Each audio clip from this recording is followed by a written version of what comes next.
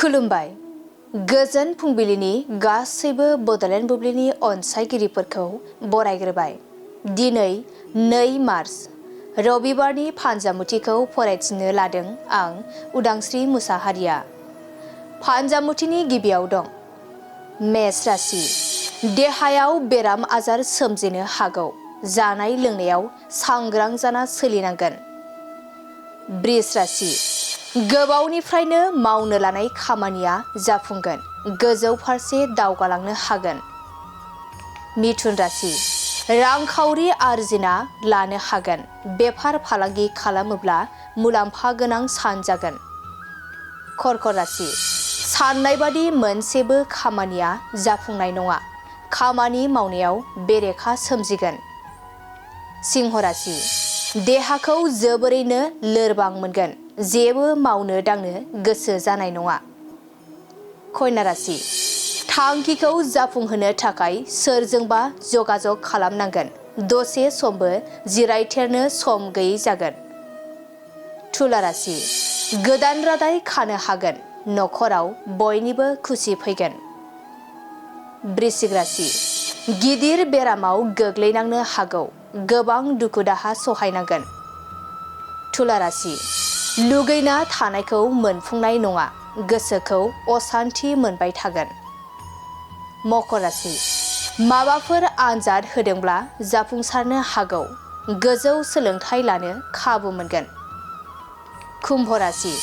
सानै हयै हाबा मावनाया गाहाम जागोन। गावनि सांग्रांथि गैयैयावनो गोनांथार मुवा खहा जागोन। मीन राशि।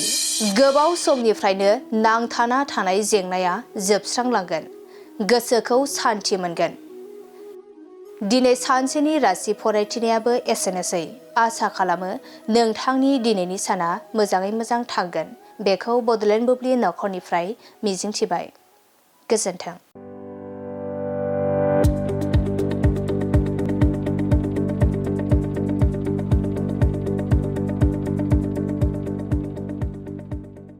गोजोनथाव खौरां। माय सथा स्कुल एबा आंनि फिसा फरायसालिया लानानै फैदों मोनसे गोजोनथाव खौरां।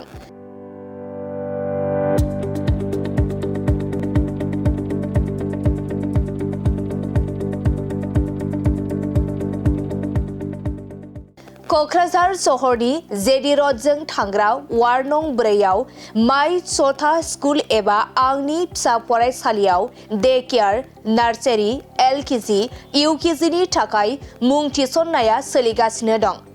बे माय सथा स्कुल एबा आंनि फिसा फरायसालियाव फरायसा फरायसुलिफोरनि थाखाय गोबां सुबिदाफोरबो दं।